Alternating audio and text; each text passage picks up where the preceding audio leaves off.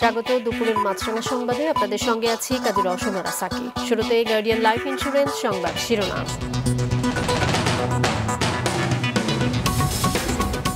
বিকেল ৩টা থেকে মোবাইল ফোনে ইন্টারনেট চালু, জানালেন আইসিটি প্রতিমন্ত্রী। ৩ দিনের জন্য ৫ জিবি বোনাস পাবেন সব গ্রাহক। রাজধানী সহ বিভিন্ন এলাকায় কারফিউ শিথিলের সময় বাড়ল, ৯টা ৩টা অফিস শুরু। স্বাভাবিক জীবনযাত্রার সঙ্গে ফিরেছে যানজট। চলমান অস্থিতিশীল পরিস্থিতিতে চট্টগ্রামে পোশাক খাতে প্রায় ৪,০০০ কোটি টাকার ক্ষতি। যশোরে সবজি, ফুল ও মাছের রেণু ব্যবসায় ধস।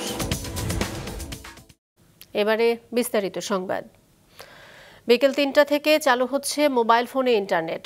সকালে বিটিআরসি কার্যালয়ে মোবাইল ফোন অপারেটরদের সঙ্গে বৈঠক শেষে এ তথ্য জানিয়েছেন ডাক, টেলিযোগাযোগ ও তথ্য প্রযুক্তি প্রতিমন্ত্রী জুনাইদ আহমেদ পলক। গত ১০ দিন বন্ধ থাকার আগে গ্রাহকরা মোবাইল ফোনের যে ইন্টারনেট প্যাকেজ কিনেছিলেন তার অব্যবহৃত ডেটা ব্যবহারের সুযোগ পাবেন না। তবে ক্ষতিপূরণ হিসেবে সবাই আজ থেকে ৩ দিনের জন্য ৫ জিবি ডেটা বোনাস পাবেন। প্রতিমন্ত্রী আরও জানান, ফেসবুক সহ অন্যান্য সামাজিক যোগাযোগ মাধ্যমগুলো কোটা আন্দোলনের সময় গুজব বন্ধে দায়িত্বশীল ভূমিকা রেখেছে কিনা, সব দেশের ক্ষেত্রে সম আচরণ করছে কিনা, এসব বিষয়ে তাদের কাছে ব্যাখ্যা চাওয়া হয়েছে। ৩১ জুলাইয়ের মধ্যে ঢাকায় বিটিআরসি কার্যালয়ে এসে তাদেরকে জানাতে হবে। তার আগ পর্যন্ত এসব মাধ্যম বন্ধই থাকবে।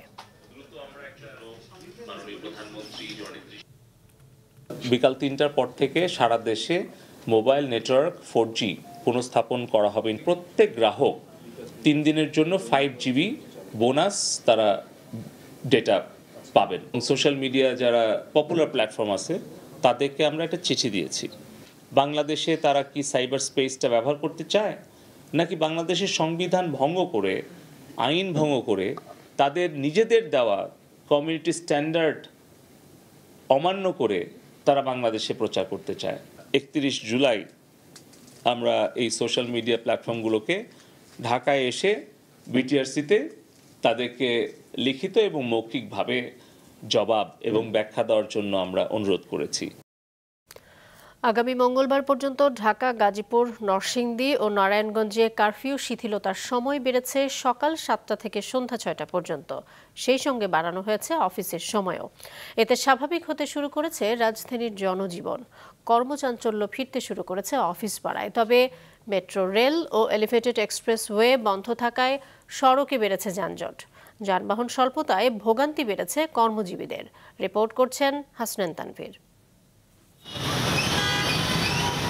সপ্তাহের প্রথম কর্মদিবস, পুরনো চেহারায় ঢাকার রাজপথ। সকাল থেকেই রাজধানীর ফার্মগেট, মিরপুর, সায়দাবাদ, মতিঝিল, বনানী, মহাখালী সহ বিভিন্ন রাস্তায় সৃষ্ট হয় প্রচণ্ড যানজট। কারফিউ শিথিল করে সরকারি বেসরকারি অফিস চলতি সপ্তাহের রবি, সোম ও মঙ্গলবার সকাল ৯টা থেকে বেলা ৩টা পর্যন্ত ৬ ঘন্টা চলবে। সবার অফিস একই সময়ে শুরু হওয়ায় দেখা দিয়েছে এমন যানজট। গাড়ি পেতে স্বাভাবিক সময়ের চেয়ে একটু এখন চাপ বেশি, যেহেতু হঠাৎ করে একটা শিফট হয়েছে, যার কারণে একটু গাড়ি পেতে কষ্ট হচ্ছে। কিছুদিন যে অবস্থা ছিল তার সাথে এখন অনেকটা ভালো, আমরা আরামে যাতায়াত করতে পারতেছি। রাস্তাঘাট একটু জাম। টাইম গভর্নমেন্ট যদিও ৩টা বলে, যে প্রাইভেট কোম্পানিগুলো তো ৩টে ছাড়ে না। অফিসে যেতে না যেতে আবার একটা তাড়া থাকে যে আবার ব্যাক করতে হবে, গাড়ি পাবো কিনা, মন দিয়ে কাজটা করা যায় না। রাজধানীতে যানজটের অন্যতম আরেকটি কারণ কোটা আন্দোলনকে ঘিরে ক্ষতিগ্রস্ত মেট্রো রেল ও এলিভেটেড এক্সপ্রেসওয়ে, এই দুটি সেবা ব্যবহার করতে না পারা। অনেকেই বাধ্য হয়ে হেঁটে যাচ্ছেন অফিস। আগে রেগুলার আমার দেখা যাচ্ছে ফার্মগেট থেকে এখানে আসতে আমার ১৫ থেকে ২০ মিনিট লাগতো, আর এখন ১.৫ ঘন্টা, তারও বেশি অনেক সময় লাগতেছে। এখন তো নেট নাই, এখন তো হচ্ছে আমার আন্দাজেই যেতে হয়। এখন ড্রাইভার হচ্ছে একটা ভাড়া চাচ্ছে, তাদের সাথে হচ্ছে দর কষাকষি করে হচ্ছে আমার আসা হচ্ছে। এলিভেটেড এক্সপ্রেস বন্ধ, তারপরে মেট্রো রেল বন্ধ, বেশিরভাগ যাত্রী প্লাস বাস, প্রাইভেট কার, মোটরসাইকেল এদিক দিয়ে আসতেছে। তারপরে আমরা মোটামুটি যতটুক পারতেছি এতটুক আমরা টাইনা রাখতেছি। বিকেল ৩টার মধ্যেই অধিকাংশ সরকারি বেসরকারি অফিসের কার্যক্রম শেষ হওয়ায় কারফিউ শুরুর আগেই বাড়ি ফেরার তাড়া থাকে সবার। ফলে প্রায় সারাদিনই গুরুত্বপূর্ণ সব মোড়ে যানজট লেগেই থাকে। তবে সন্ধ্যার পর ফাঁকা হয়ে যায় প্রধান সড়কগুলো। হাসনাইন তানভীর, মাছরাঙা সংবাদ, ঢাকা। দেশে সাম্প্রতিক অস্থিতিশীল পরিস্থিতি বিরূপ প্রভাব ফেলেছে তৈরি পোশাক শিল্প খাতে। প্রায় ৪,০০০ কোটি টাকার অধিক আর্থিক ক্ষতিতে পড়েছে চট্টগ্রামের তৈরি পোশাক খাত। এর সাথে আস্থার সংকটে আগামীর বিনিয়োগ নিয়ে শঙ্কার কথা জানিয়ে দেশে স্থিতিশীল পরিবেশ সৃষ্টির আহ্বান ব্যবসায়ীদের। রবিউল টিপুর ক্যামেরায় নাজমুল সাদিকের রিপোর্ট। দেশের সাম্প্রতিক সহিংসতা, কারফিউ ও এর প্রভাবে ইন্টারনেট বন্ধে সারা বিশ্ব থেকে বিচ্ছিন্ন হয়ে অন্ধকার নেমে আসে আন্তর্জাতিক বাণিজ্যে যুক্ত পোশাক শিল্প খাতে। ব্যবসায়ীরা বলছেন, এই সময়টিতে পণ্য উৎপাদন, জাহাজীকরণ, ক্রেতাদের সাথে যোগাযোগ সবই বন্ধ ছিল। ফলে ক্ষতিতে পড়েছেন তারা। আমি ইম্পোর্টটা তো বাদই দিলাম, এক্সপোর্টের ক্ষেত্রে এসএকুডা বলেন, যাই বলেন, কানেক্টিভিটির ব্যাপার আছে। ওগুলো বিভিন্ন দেখলাম যে বিভিন্ন ক্লায়েন্টে কিছু কিছু কার্গো আছে, ওগুলি গুডস রেডি, শিপ করতে পারছে, কিছু ইন্সপেকশন করতে পারছি না। ওটা মোটামুটি বুঝ দেওয়া যাবে বিকজ গুডস রেডি। বাট যে গত ৩-৪ দিনে যে প্রোডাকশন লসটা হয়েছে, ওটা আমি টাইম লস আমি কখনো কভার করতে পারবো না। এখন যে জায়গায় ওই প্রোডাকশনটা চালাবো, ওখানেও তো একটা প্রোডাকশন চলার প্রোগ্রাম ছিল। তো ইটস এ স্নোবল এফেক্ট আর কি। বিজিএমইএ এর প্রাথমিক তথ্য মতে তৈরি পোশাক খাতে চট্টগ্রাম অঞ্চলে ক্ষতির পরিমাণ প্রায় ৪,০০০ কোটি টাকা। তবে মূল ক্ষতি প্রকাশ পাবে বিদেশি ক্রেতাদের মনোভাব জানার পর। ভবিষ্যতে বাণিজ্য নিয়ে শঙ্কার কথাও জানান তারা। আমাদের বায়ারগুলি আমাদেরকে এখনো জানাতে পারছে না তারা আসলেই এই ৫-৬ দিনের দেরিতে ডিলে হওয়ার কারণে কি পরিমাণ তারা ক্ষতি হয়েছে, তারা কি আদৌ আমাদের উপর পেনাল্টি হিসাবে ডিসকাউন্ট চায় কিনা, অথবা এয়ার শিপমেন্টের কথা আসে কিনা, অথবা এখানে ক্যান্সেলেশনের প্রশ্ন আসে কিনা। কারণ আমরা যে মুহূর্তে এখন কাজগুলি করছি, এই কাজগুলি কিন্তু এই সিজনটা ধরতে হবে। এই সিজনটা যদি ধরতে না পারি তাহলে অটোমেটিকলি এগুলি ক্যান্সেলেশন দিকে যাবে। ব্যবসায়ীরা বলছেন, বাংলাদেশকে নিয়ে আস্থার সংকটে ভুগছে বিদেশি ক্রেতারা, যা অর্থনীতিতে নেতিবাচক প্রভাব তৈরি করতে পারে। এমন অবস্থায় দেশে ব্যবসার জন্য স্থিতিশীল পরিবেশ নিশ্চিত করার দাবি তাদের। এখন যে দেশে কারফিউ চলছে, অথবা এই যে একটা মূল বার্তা যাচ্ছে যে দেশে শান্ত পরিবেশ নয়, একটা অশান্ত দেশে কেউ কোনোভাবে ব্যবসা বাণিজ্য করতে আসবে না। এই মুহূর্তে সবচেয়ে বেশি প্রয়োজন দেশের স্থিতিশীলতা, নিরাপদ একটা পরিবেশ সৃষ্টি করার জন্য, আনইন্টারাপ্টেড অর্থনীতি চলার জন্য একটা পরিবেশ সৃষ্টি করতে হবে। এবং এখানে কিন্তু সরকার অথবা আন্দোলনকারী অথবা আমরা যারা আছি, ব্যবসায়ী আছি, আমরা সবার মধ্যে একটা মাথায় রাখতে হবে যে অর্থনীতিকে টিকিয়ে রাখার জন্য আমাদের ভূমিকা রাখতে হবে। বিজিএমইএর হিসেবে চট্টগ্রামে প্রায় ৬০০টি তৈরি পোশাক শিল্প কারখানা রয়েছে। এগুলোতে কাজ করে প্রায় ৭ লাখ কর্মী। নাজমুল সাদিকি, মাছরাঙা সংবাদ, চট্টগ্রাম। একই কারণে ধস নেমেছে যশোরের সবজি, ফুল ও মাছের রেণু ব্যবসায়। উৎপাদন সচল থাকলেও তা পরিবহন ও বিক্রি করতে না পারায় ক্ষতির মুখে পড়েছেন এ খাতের সঙ্গে জড়িতরা। প্রতিনিধি রাহুল রায়ের পাঠানো তথ্যচিত্র নিয়ে ডেস্ক রিপোর্ট। স্ব জেলা দপ্তরের তথ্যানুযায়ী দেশের চাহিদার ৭০% মৎস্য রেণু এবং ৬০% ফুল ও সমপরিমাণ সবজি দেশের বিভিন্ন স্থানে সরবরাহ করা হয় যশোর থেকে। তাপপ্রবাহ সহ নানা প্রতিকূলতা পেরিয়ে এ ৩ খাতেই পুরো উৎপাদনে ছিলেন চাষিরা। কিন্তু কোটা আন্দোলন ঘিরে সহিংসতার জেরে কারফিউ জারির কারণে পরিবহন সংকট ও বাহিরের ব্যবসায়ীরা না যাওয়ায় বিভিন্ন জেলায় এসব পণ্য সরবরাহ করতে পারেননি তারা। রেণুপোনা ও সবজি স্থানীয়ভাবে কিছুটা বিক্রি হলেও ফুল বেচাকেনা ছিল বন্ধ। বাধ্য হয়ে পরের ফলনের আশায় ক্ষেত থেকে ফুল তুলে ফেলে দিতে বাধ্য হন চাষিরা। অপরদিকে সবজি ও রেণু কম দামে বিক্রি করায় চরম ক্ষতির মুখে পড়েছেন তারা। একটি ফুলও বিক্রি করা যায়নি এবং আজ 10 থেকে 12 দিন কোনো জেলা শহরে গাড়ি চলিনি। সেই ফুলগুলো তো আমি পাঠাইতে পারিনি। কারফিউর জন্য আমাদের এই জায়গার মার্কেটটা টোটালি অফ হয়ে যাওয়ায় কোনো বেচা কিনা হয়নি। টোটালি কোনো বেচা কিনা নাই এবং কোনো নগদ কোনো অর্থ নাই। সংশ্লিষ্টদের দাবি, বিরাজমান পরিস্থিতিতে ফুল, রেণু ও সবজি খাতে এ পর্যন্ত ক্ষতির পরিমাণ 150 কোটি টাকারও বেশি। 20 থেকে 25 লাখ টাকার ফুল ঢাকা, চট্টগ্রাম সহ সারা বাংলাদেশে যায়। তাতে করে এই অবরোধ এবং জরুরি অবস্থার মধ্যে এই ফুলগুলো আমরা না পাঠানোর কারণে ক্ষতি হয়েছে। প্রতিদিন বেচা কেনা করতো 2 থেকে 3 কোটি টাকা। সেই বিক্রি বর্তমানে এখনই প্রায় সবই বন্ধ। জেলা মৎস্য দপ্তর রেণু চাষিদের ক্ষতির কথা স্বীকার করলেও সবজি ও ফুল চাষিদের কম ক্ষতি হয়েছে বলে দাবি কৃষি বিভাগের। যেহেতু একটি অমৌসুম চলছে এবং এই কাঠপুরবিত বিভিন্ন অনুষ্ঠান না থাকার কারণে ফুলের চাহিদা কম এবং আমাদের স্থানীয়ভাবে যেটা তৈরি হয়েছে এখানে বিক্রি করে তারা সচল রাখার চেষ্টা করা হয়েছে এবং সবজির ক্ষেত্রেও আমাদের যে সবজিটা উৎপাদন হচ্ছে এখানে স্থানীয় চাহিদা পূরণের পরে বাকি সবজি দেশের বিভিন্ন প্রান্তে আমরা প্রশাসনের সহযোগিতায় সেইটা সরবরাহ করছি। বর্তমান উদ্ভূত পরিস্থিতিতে এই যশোরের বিভিন্ন উপজেলায় সহ বাংলাদেশের অন্যান্য জায়গায় রেণু ও পোনা সরবরাহে কিছুটা বিঘ্ন ঘটছে। আমরা আশা করছি যে এই সমস্যাটা অচিরেই কেটে যাবে। মৎস্য ও কৃষি অধিদপ্তরের হিসাবে জেলায় মাছের রেণু, সবজি ও ফুল খাতের সাথে জড়িত রয়েছে প্রায় 10 লাখ পরিবার। মাছরাঙা নিউজ ডেস্ক। পরপর 3 দফা বন্যায় বিপর্যস্ত হয়ে পড়েছে সিলেটের যোগাযোগ ব্যবস্থা। বন্যার পানিতে সড়কে সৃষ্টি হয়েছে বড় বড় গর্ত, স্রোতে ভেসে গেছে রাস্তা, ভেঙে গেছে ব্রিজ কালভার্ট। ক্ষতিগ্রস্ত হয়েছে প্রায় 215 কিলোমিটার সড়ক, যা মেরামতে 200 কোটি টাকার বেশি লাগতে পারে বলে ধারণা এলজিইডির। সিলেট থেকে সুব্রদাসের পাঠানো তথ্য, ছবিতে ডেস্ক রিপোর্ট। দেবে গেছে পাকা সড়ক, যানবাহন চলাচল তো দূরের কথা, হাঁটাও সম্ভব নয়। কার্পেটিং উঠে তৈরি হয়েছে বড় বড় গর্ত, স্রোতে ভেসে গেছে রাস্তা, ভেঙে গেছে ব্রিজ কালভার্ট। এমন দৃশ্য দেখা মিলবে সিলেটের বিভিন্ন সড়কে। সড়ক মহাসড়ক ক্ষতিগ্রস্ত হওয়ায় মুখ থুবড়ে পড়েছে সিলেটের অনেক উপজেলার যোগাযোগ ব্যবস্থা।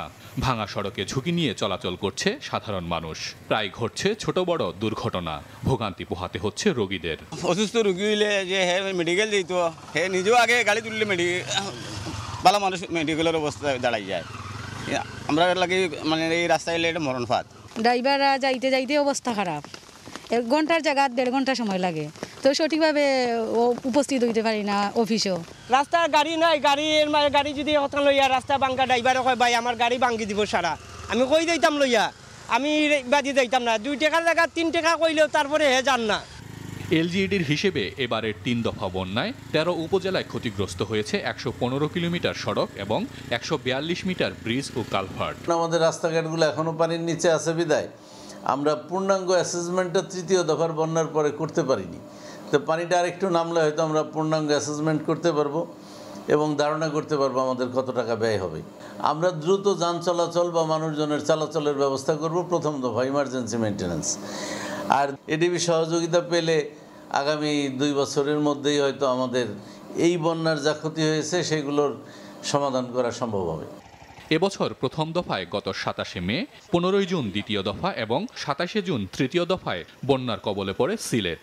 স্থানীয়রা বলছেন, দ্রুত ক্ষতিগ্রস্ত রাস্তা মেরামত করা না হলে পর্যটন ব্যবসা ধস নামতে পারে। মাছরাঙা নিউজ ডেস্ক। ভরা মৌসুমেও দক্ষিণাঞ্চলের নদ নদীতে দেখা মিলছে না রূপালী ইলিশের। জেলেরা ঘাটে ফিরছেন নিরাশ হয়ে। এতে সংকটে পড়েছেন জেলে, আড়তদার ও মৎস্য শ্রমিকরা। বরিশাল থেকে স্টাফ রিপোর্টার গিয়াসউদ্দিন সুমনের তথ্য, ছবিতে ডেস্ক রিপোর্ট। ভরা মৌসুমে বরিশালের ইলিশ মোকামে নেই চিরচেনা হাক ডাক, কারণ ইলিশের সরবরাহ বলতে গেলে নেই। মোকাম দেখে মনে হয় খুচরা কোনো মাছের বাজার। এরপরও মোকামে যে পরিমাণ ইলিশ ওঠে তার দাম আকাশ ছোঁয়া। ব্যবসায়ীরা জানান, 1.25 কেজির বেশি ওজনের প্রতি কেজি ইলিশ 1900 টাকা, 1 কেজি থেকে 1200 গ্রামের ওজনের প্রতি কেজি 1700 টাকা, 700 থেকে 900 গ্রাম ওজনের প্রতি কেজি 1550 টাকা এবং 400 থেকে 500 গ্রাম ওজনের প্রতি কেজি 1400 টাকা দরে বিক্রি হচ্ছে। যেই মাছটা 1200 থেকে 1000 টাকায় পাওয়া যেত, ওই মাছটা আমার কাছে কিছুক্ষণ আগে 1850 টাকা চাইছে। বর্তমানে ইলিশের বাজারে ওইভাবে যতটা পরিমাণ ইলিশ থাকা দরকার সেই পরিমাণে ইলিশে আসলে ঘাটতি আছে। বাজারে মাছ খুব স্বল্প, অল্প সামান্য কিছু মাছ আসে, যাতে মালিক, শ্রমিক, আমরা ব্যবসায়ী, আমরা সবাই খুব কষ্টে আছি। মাছের যে এত দাম, সব কিছুর এত দাম ঊর্ধ্বগতি, আমাদের মধ্যে মধ্যবিত্তের মানুষ না কিনেই বাজার থেকে আমাদের চলে যেতে হয়। মৌসুমের এ সময়ে প্রতিদিন 3.5 থেকে 4000 মন ইলিশ এ ঘাটে সরবরাহ হতো, কিন্তু এখন প্রায় ইলিশ শূন্য বরিশাল ইলিশ মোকাম। শ্রমিকরা বিভিন্ন কাজে বিভিন্ন কষ্টে আছে, তারা বিভিন্ন কাজ করতেছে, এবং মালিকরা তো বিভিন্ন জায়গাতে টাকা এনে এই আমাদের বিভিন্ন মাছের পার্টি টাকা টুকা দেয়, তারা মালিকরা খুবই কষ্টজনক। ইলিশের আকালের জন্য ভারতসহ পার্শ্ববর্তী দেশের মাছ ধরা নিষেধাজ্ঞার সময়ের সমন্বয়হীনতাকে দায়ী করছেন বিশেষজ্ঞ সহ সংশ্লিষ্টরা। বাংলাদেশের জেলেরা যখন বাড়িতে বসে থাকেন, ঠিক সেই সময় পাশের দেশের জেলেরা ইলিশ ধরায় ব্যস্ত থাকেন।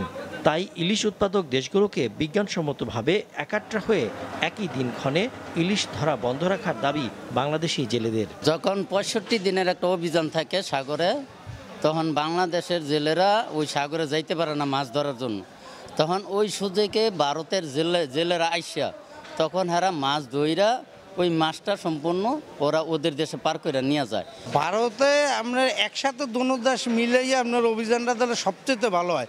মূলত এখন বর্ষাকালটা আষাঢ় শ্রাবণ থেকে সরে গিয়ে জুলাই, আগস্ট, সেপ্টেম্বর এই 3 মাস মূলত বৃষ্টি বেশি হয়ে থাকে এবং ইলিশের আগমন এবং বাজারে প্রাচুর্যতা বৃষ্টির সাথে সাথে আমরা এটা লক্ষণীয় আমরা দেখেছি। বৃষ্টি শুরু হলেই এবং বৃষ্টির প্রাচুর্যতা বাড়লেই নদ নদীতে ইলিশের আগমনও ঘটবে এবং বাজারে ইলিশের প্রাচুর্যতা আমরা লক্ষ্য করব। এর পাশাপাশি কম বৃষ্টিপাত ও নদী দূষণও ইলিশের আকালের জন্য দায়ী বলে মনে করেন বিশেষজ্ঞরা। মাছরাঙা নিউজ ডেস্ক। ব্রাহ্মণবাড়িয়ার নবীনগরে 2 কন্যা সন্তান সহ স্বামী স্ত্রীর ঝুলন্ত মরদেহ উদ্ধার করেছে পুলিশ। সকালে জেলার পৌর এলাকার বিজয়পাড়ায় নিজ বাড়ি থেকে তাদের মরদেহ উদ্ধার করা হয়। নিহতরা হলেন বিজয়পাড়া গ্রামের ব্যবসায়ী সোহাগ মিয়া, তার স্ত্রী জান্নাত বেগম, বড় মেয়ে ফাহিমা ও ছোট মেয়ে তাহমিদা। পুলিশ ও স্থানীয়রা জানান, গতরাতের কোনো এক সময়ে ঘটনা ঘটেছে। সকালে বাড়িতে কারো সাড়া না পেয়ে প্রতিবেশীরা এসে ঘরে তাদের ঝুলন্ত মরদেহ দেখতে পান।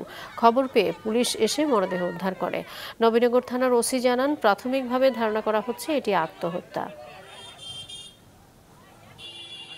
সংবাদ পাই যে এই বিজয়পাড়ায় একটি ঘরের মধ্যে 4টা ঝুলন্ত লাশ রয়েছে। এই সংবাদের প্রেক্ষিতে আমরা ঘটনাস্থলে এসেছি।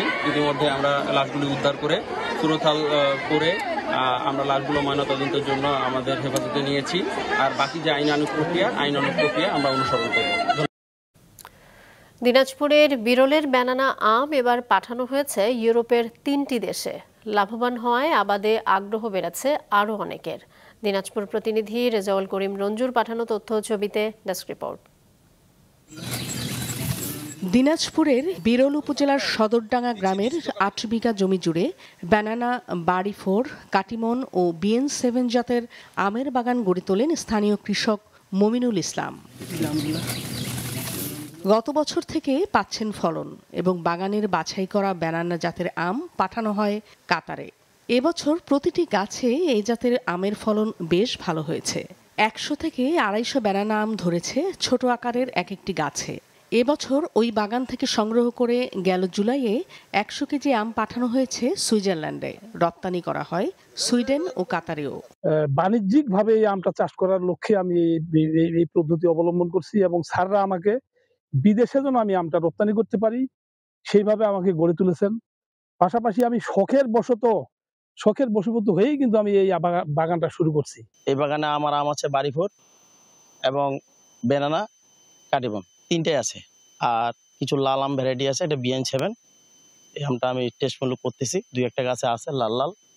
এটা করার পরে যদি দেখি এটা ভালো লাগে, আমি এটা বিদেশ যাওয়ার উপযোগী করব। এবং যেগুলো আম আছে সব আমি বিদেশে বিষমুক্ত, বিরল উপজেলা কৃষি স্যারের নির্দেশনা, উনি আমাকে যেটা বলছে আমি সেটাই করে আজকে আমার আম ইউরোপে 3টা দেশে যাচ্ছে।